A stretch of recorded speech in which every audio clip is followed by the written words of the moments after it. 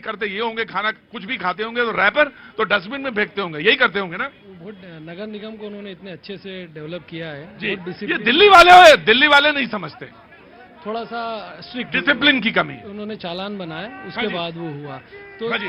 ये चीज जरूरी है। एक मिनट रुको, भारत माता की ले चलेंगे अभी तुम्हें हम बॉर्डर पर, 2 मिनट के अंदर भाग चलोगे वहां से, चल जा।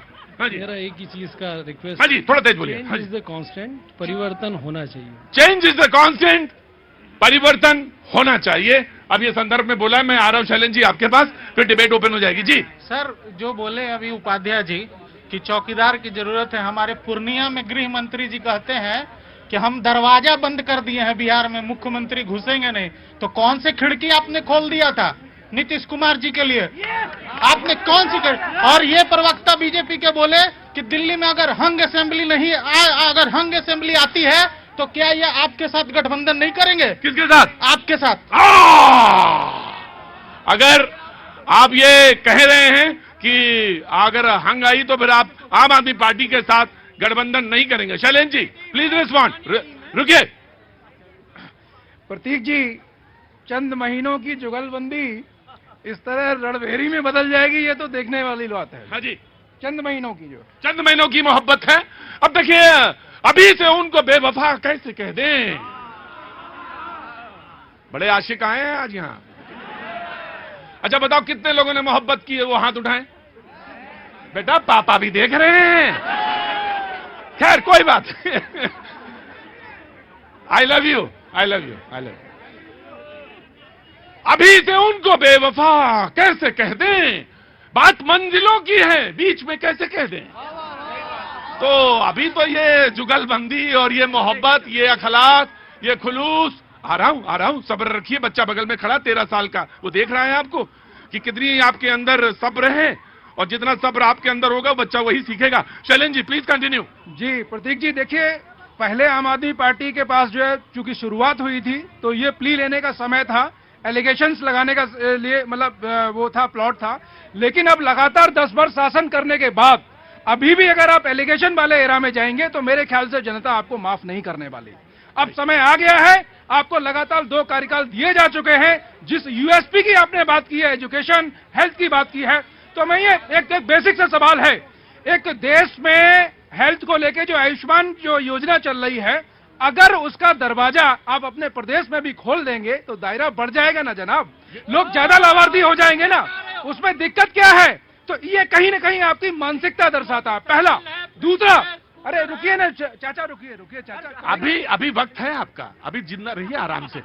मेरे ख्याल से ये ईमानदार लोग हैं, तो ईमानदारी। हाँ, तो एजुकेशन में भी ये बड़ा क्लेम करते हैं। आमतौर पे क्या है, किसी भी सरकार के द्वारा प्रदेश में जो है एजुकेशन का जो असेसमेंट होता है वो बोर्ड एग्जाम से होता है जो।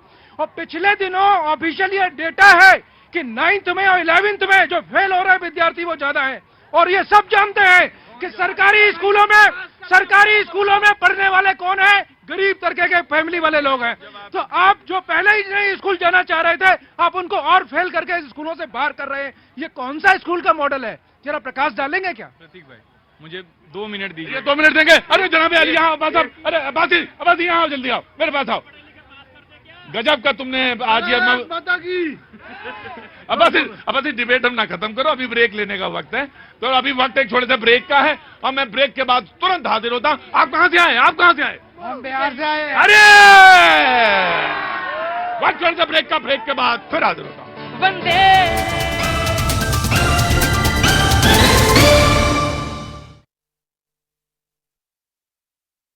मुथूट फाइनेंस। जनाब आली, आपकी योजनाएं, आपके वादे अभी आए नहीं, आने वाले हैं, या आपने तो कुछ उलट के सवाल आम आदमी पार्टी से पूछ लिया है? प्रतीक जी, सबसे पहले तो पूरे देश में आज क्रिसमस का त्योहार है, तो मेरी तरफ से और पार्टी की तरफ से सभी को बहुत बहुत शुभकामनाएं, और सभी को मंगल कामनाएं, और नववर्ष की भी बहुत बहुत शुभकामनाएं। बहुत बहुत शुभकामनाएं भैया। देखिए प्रतीक जी, आपने सेंटा क्लॉज की भी बात करी कि सेंटा क्लॉज तो दिल्ली में मिलेगा। सेंटा क्लॉज, अभी अगर आप रिपोर्टिंग देख रहे हो तो सेंटा क्लॉज एक बीजेपी का सेंटा क्लॉज है जिनका नाम है परवेश साहिब सिंह वर्मा। वो 1100 रुपए, वो इतने कट्टर ईमानदार है कि वो 1100 रुपए महिलाओं को बांट रहे हैं और महिलाओं को ये बोला जा रहा है कि अगर आप भारतीय जनता पार्टी को वोट करेंगे तो हम आपको 1100 रुपए देंगे और साथ में लिफाफा भी दे रहे हैं। फॉर्म भरवाने के नाम पे साथ साथ लिफाफा भी दे रहे हैं। हमने भी अपने राज्यों में जब चुनाव होते थे हमने भी कई फॉर्म भरवाए थे महिलाओं से, लेकिन कभी भी हमने देश के लोकतंत्र के साथ, देश के महिलाओं के साथ इस तरह का खिलवाड़ ये हमारे पांव का कांटा है, हम ही से निकलेगा। चलो कम से कम ये बात तो पता चली कि हमने फॉर्म भरवाए थे, ये तो बात पता चली। लेकिन ये बताइए आप, मैं आ गया आपका साहब, ये बताइए आप कि 1100 में तो 21 की बात कर रहा था, 31 की बात कर रहा था, ये 1100 क्यों बट रहे हैं और क्यों बांट रहे हैं आप भाई? देखिए, मुझे लग रहा था कि आम आदमी पार्टी का प्रवक्ता होता तो ज्यादा अच्छी बात करता। कांग्रेस तो दिल्ली में न 3 में है न 13 में। ये बात गलत है यासिर भाई, वो लड़ रहे हैं चुनाव। भाई साहब लड़ने दीजिए, पब्लिक ये जनता खड़ी है, पूछ लीजिए, ये दूध का दूध पानी का पानी कर देगी इसी वक्त। ज्यादा लंबा नहीं, फरवरी में चुनाव है, जनता अभी इसी वक्त आपके शो में बता देगी कांग्रेस की स्थिति क्या है। लेकिन मैं आम आदमी पार्टी पे रहना चाहता हूं। आप तो बजो ना दें तो ना दें, लेकिन वो चुनाव तो लड़ ही रहे हैं साहब। लड़ने दीजिए, ये तो इस लोकतंत्र में सबका अधिकार है, आपका अधिकार है, आप भी कल लड़ेंगे, जीत जाएंगे, जमानत जब्त हो जाएगी, आप जीत जाएंगे, कांग्रेस नहीं जीतेगी। Come to the topic, come to the topic. हाँ जी, देखिए, अगर 11 साल में झूठ, भ्रष्टाचार और जो विज्ञापन पे पैसे खर्च किए हैं अरविंद केजरीवाल ने, उसके बजाय इन्होंने कोई सार्थक काम। भाई आप इधर उधर की बात ना करिए, सवाल जो पूछा ये मुझे बताइए, 1100 रुपया क्यों बांटे?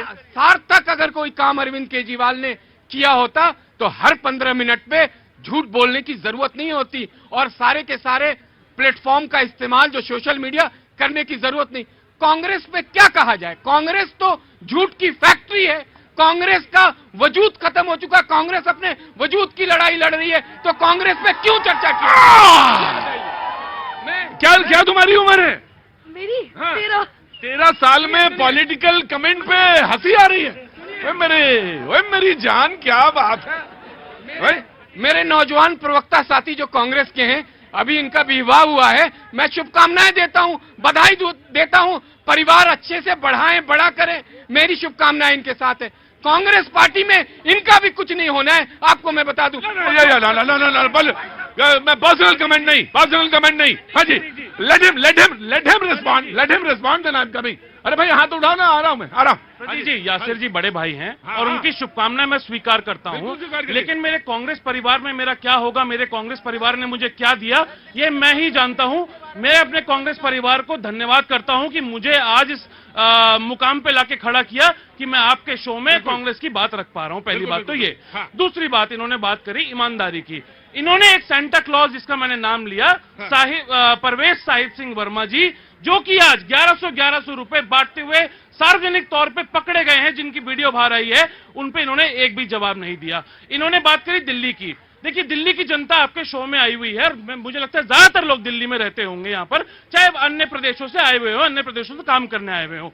लेकिन आपने देखा होगा जो मॉडर्न दिल्ली है, यानी कि जो नई दिल्ली बनाई थी, वो आदरणीय स्वर्गीय शीला दीक्षित जी ने बनाई थी। और ये बात सभी मानेंगे, हम दिल्ली वासी, आप भी दिल्ली वासी हैं, मैं भी दिल्ली के बहुत नजदीक रहता हूं, कि जिस दिल्ली में छोटी छोटी रोडें हुआ करती थी, एक ऑटो खराब होने पे वहां पर ट्रैफिक जाम लग जाता था, उसमें बड़े बड़े स्टेडियम्स बने, बड़े बड़े फ्लाईओवर्स बने, बड़े बड़े जिम खाने बने, और शीला दीक्षित जी ने दिल्ली में इस तरह का। राइट, मैं आया, just give me a second, मैं आ रहा हूं, I will give you chance. Contract teachers का दिल्ली में बहुत बुरा हाल है। किसका बुरा हाल है? कॉन्ट्रैक्ट टीचर्स, यानी कॉन्ट्रैक्ट में जितने भी कर्मचारी हैं, उनको ना तो आज आम आदमी पार्टी आई नहीं, क्या बात है यार। 8 साल से एक रुपए भी सैलरी नहीं बढ़ी है। और डीटीसी वाले लोग रोड पर आए हैं, उन्होंने धरना किया है